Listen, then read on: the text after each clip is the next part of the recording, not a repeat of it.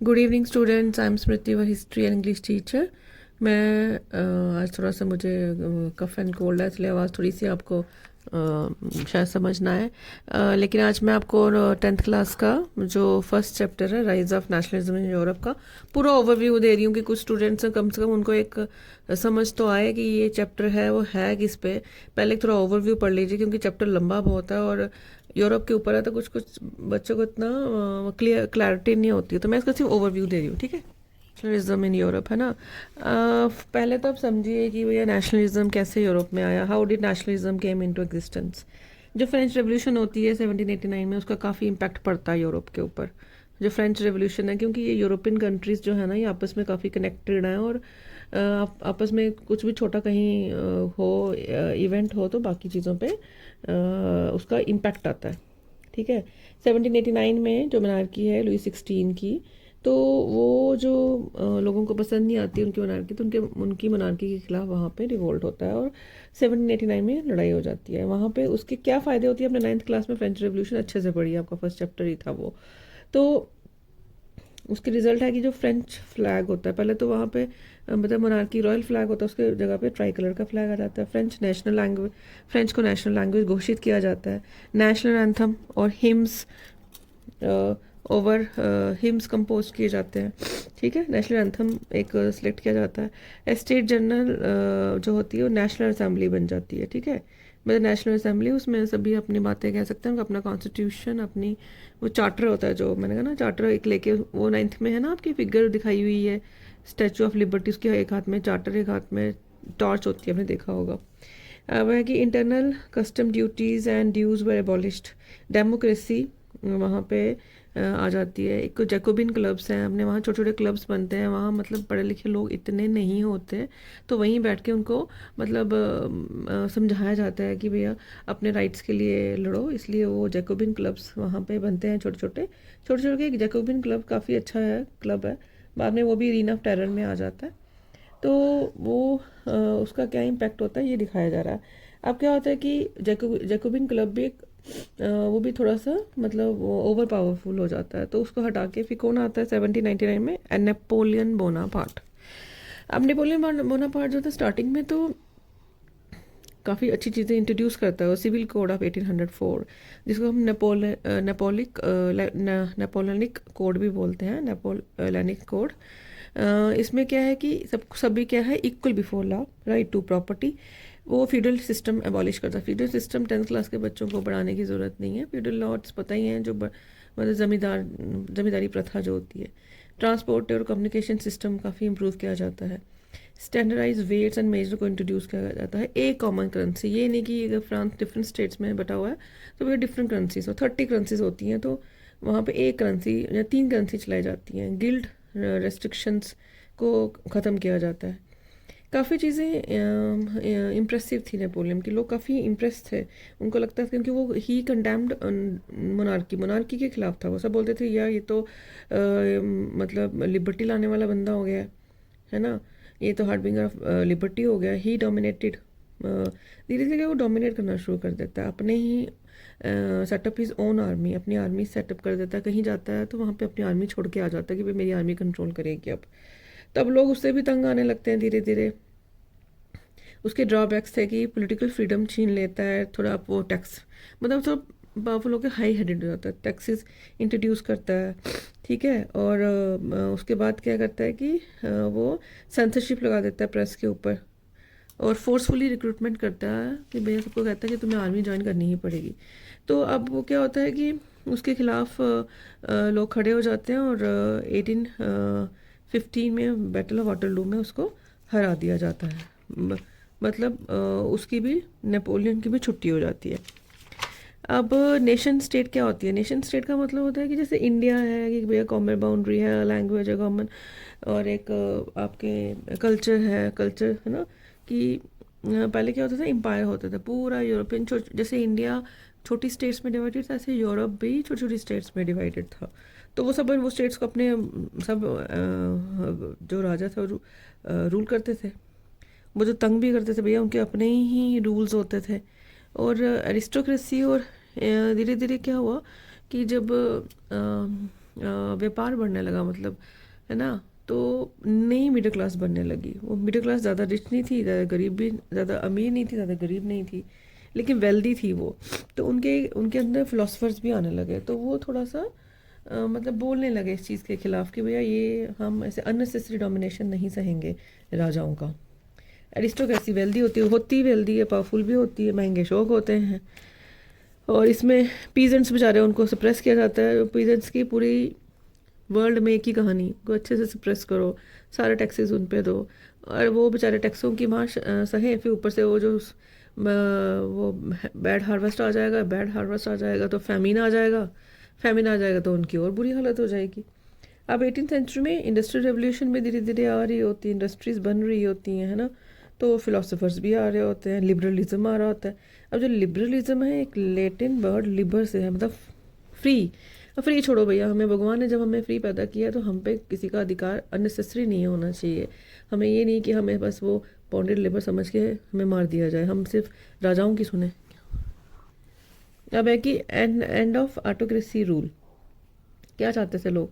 Abolition of क्लर्जिकल privilege, ठीक है, privilege, sorry. A constitution and a representative form of government चाहिए हमें, एक सेट रूल्स होने चाहिए, सबके इक्वल बिफोर लॉ होना चाहिए, राइट।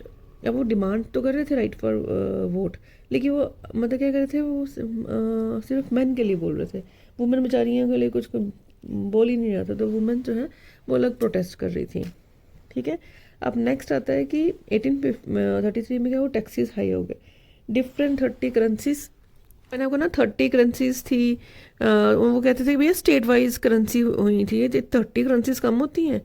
1834 में कस्टम यूनिफाइड, मतलब यूनिफाइड फॉर्म हो गया। हाँ, अब ये कि Zollverein was formed in Prussia, led by German state. और 2 करेंसीज भैया, कि 2 करेंसीज रखो। ये अपने जो 30 करेंसीज रखी हैं कि दूसरी जगह जाओ तो दूसरी करेंसी देनी पड़ेगी, अब इंडिया में 1 करेंसी चलती है। अब यहाँ पे अगर 50 करेंसी हो तो अब कहाँ जाओगे लेने के लिए चीज़ें, या दूसरी स्टेट में कैसे जाओगे? रेलवेज को प्रमोट किया गया। तो ये सब चीज़ें आपकी आएंगी कि कैसे यूरोप में डेवलपमेंट्स हो रही थी, और लोग नेशनलिज्म को प्रमोट करना चाहते थे कि हमें नहीं चाहिए मोनार्की और एरिस्टोक्रेसी, ठीक है। उसके खिलाफ प्रमोशंस चलना शुरू हो गई थी। अब 1799 नेपोलियन बोनापार्ट का टाइम है। 1815 में क्या है, बैटल ऑफ वाटरलू में हार जाता है। वो कौन कौन उसके खिलाफ लड़ता है? पर्शिया, ऑस्ट्रिया, ब्रिटेन, रशिया, याद रखिएगा।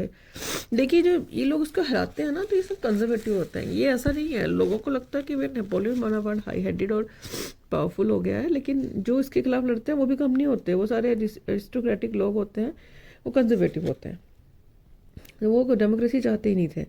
अब जो नेपोलियन ने जो चेंजेस लाए थे वो सब उसको हटा देते हैं।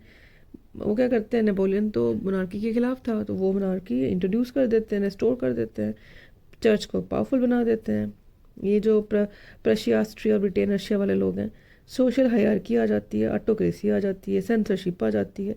एक ट्रीटी ऑफ वियना, ये ट्रीटी ऑफ वियना तो आप जैसे मतलब ऐसे सोए सोए भी सपने में भी आपका जाना है। ट्रीटी ऑफ वियना कब थी? 1815। ये तो पता नहीं, पूरी ज़िंदगी क्वेश्चन आता है कि ट्रीटी ऑफ वियना 18 कब थी और बैटल ऑफ वाटरलू कब थी। 1815 का टाइम तो आप रट लीजिए। होस्टेड बाय ऑस्ट्रिया का चांसलर है ड्यूक मैट्रिक। उसमें क्या होता है कि बॉर्बन जो डायनेस्टी है फ्रांस की, उसको फिर से रिस्टोर किया जाता है। मतलब Austria was given control of northern Italy, Russia was given, Russia को पोलैंड का पार्ट दे दिया जाता है, ठीक है। लेकिन जो जर्मन कॉन्फिडेंसी होती है 39 स्टेट्स की, बस वो ही अनटच्ड रहती है। आप इसको समझिए कि मतलब क्या चल रहा है, कभी अरिस्टोक्रेसी आ रही है, कभी मोनार्की आ रही है, फिर नेपोलियन बोनापार्ट आता है, फिर वो इंट्रोड्यूस करता है, मतलब कन्फ्यूजन ही कन्फ्यूजन है। फिर आ जाते हैं लिबरल नेशनलिस्ट। अब लिबरल लोग आ रहे हैं, पढ़े लिखे लोग, जनता पढ़ रही है, थोड़ी अमीर हो रही है, तो उनको पसंद नहीं आया सब कुछ। सीक्रेट ग्रुप्स बनने लगे जो मोनार्की के खिलाफ थे, ऑटोक्रेसी के खिलाफ थे। तो उसमें एक आता है माजिनी नाम, एक इटालियन है, काफ़ी फेमस है, रेवोल्यूशनरी, यंग इटली। तो वो ये याद रखिएगा, ये इटली से कोई नाम अगर आए तो माजिनी का नाम आपको याद रखना है कि वो भी खिलाफ, मतलब वो एक रेवोल्यूशनरी होता है, रिफॉर्मर होता है, तो वो आवाज़ उठाता है यूरोप में।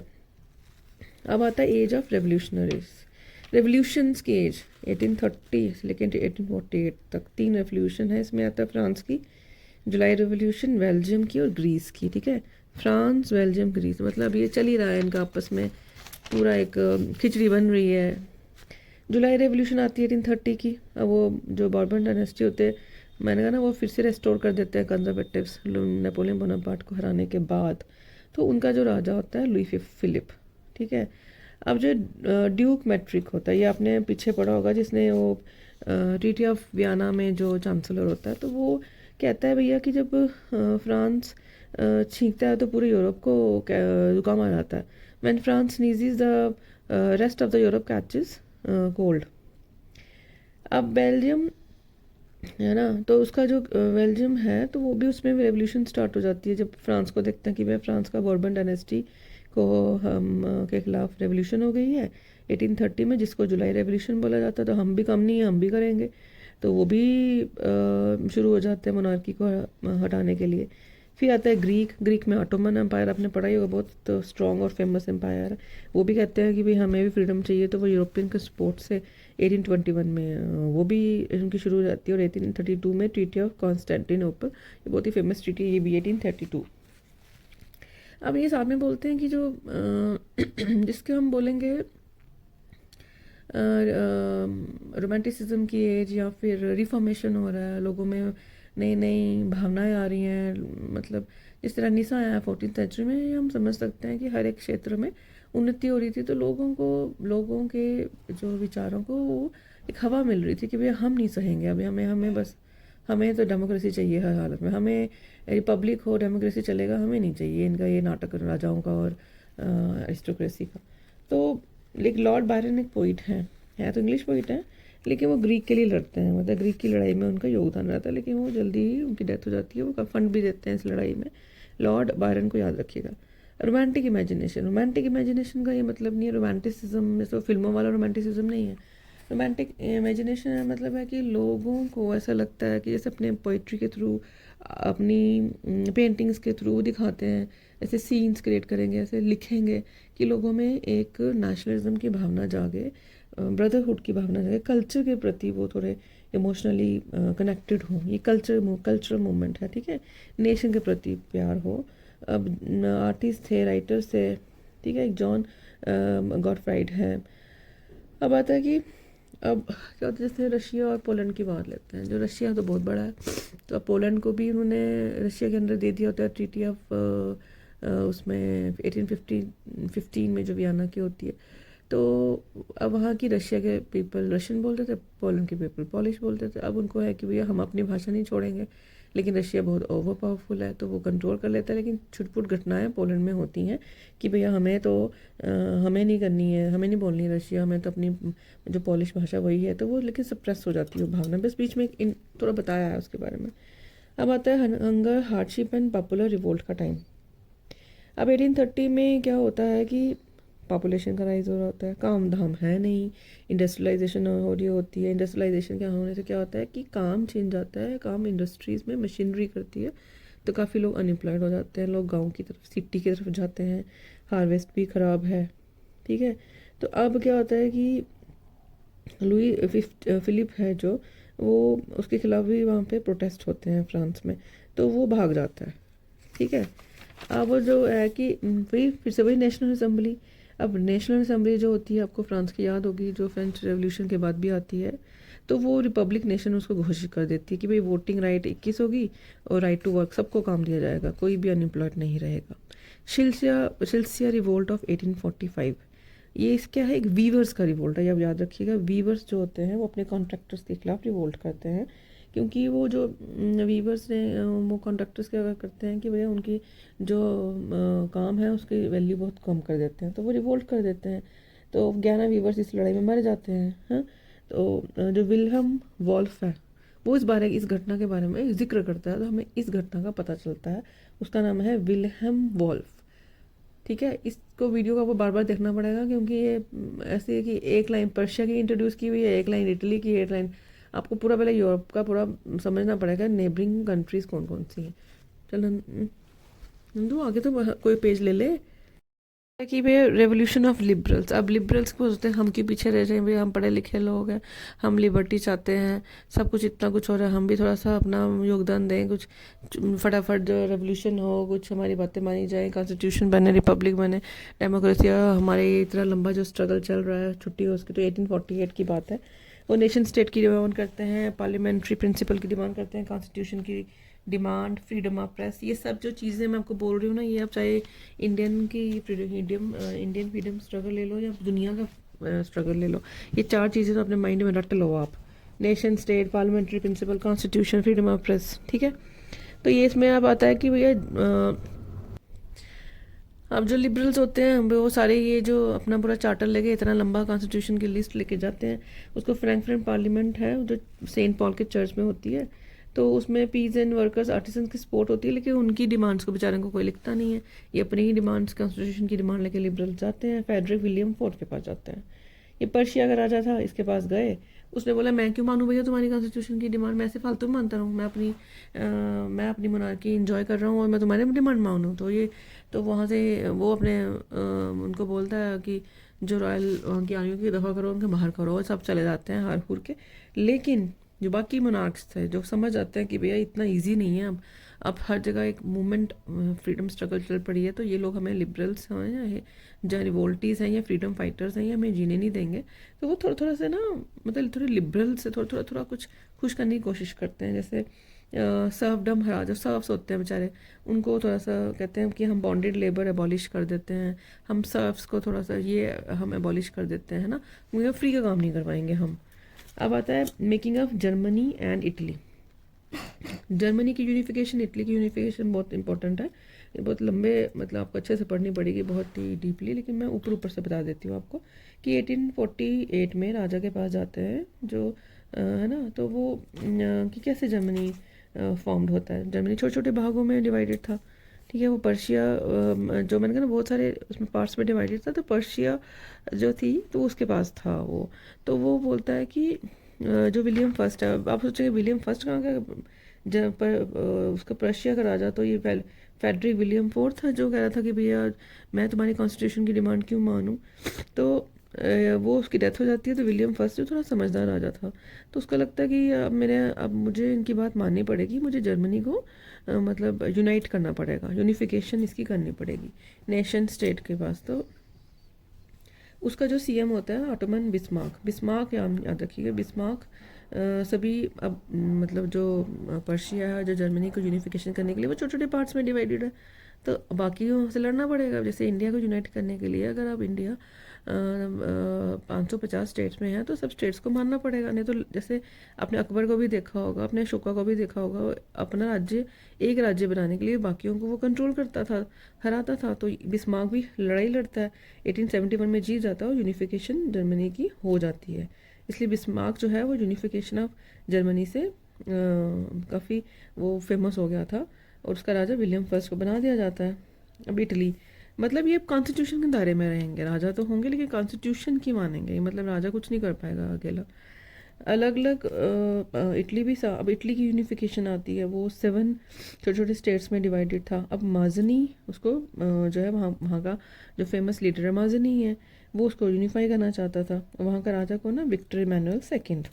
तो वो माजनी से तो नहीं हो पाता इतना, फिर वो वहाँ का जो दूसरा होता है, वहाँ का जो चीफ मिनिस्टर है काउंट कैवर, वो गारीबाल्डी को भी साथ में ले लेता है। गारीबाल्डी भी फेमस है लीडर है। तो फिर इस तरह से इटली भी है वो धीरे धीरे 1861 में यूनिफाइड हो जाता है, और विक्टर इमैनुअल को किंग घोषित किया जाता है। हाँ, अब ब्रिटेन का केस थोड़ा स्ट्रॉन्ग अलग केस था, स्ट्रॉन्ग केस था, क्योंकि बहुत लंबा प्रोसेस था।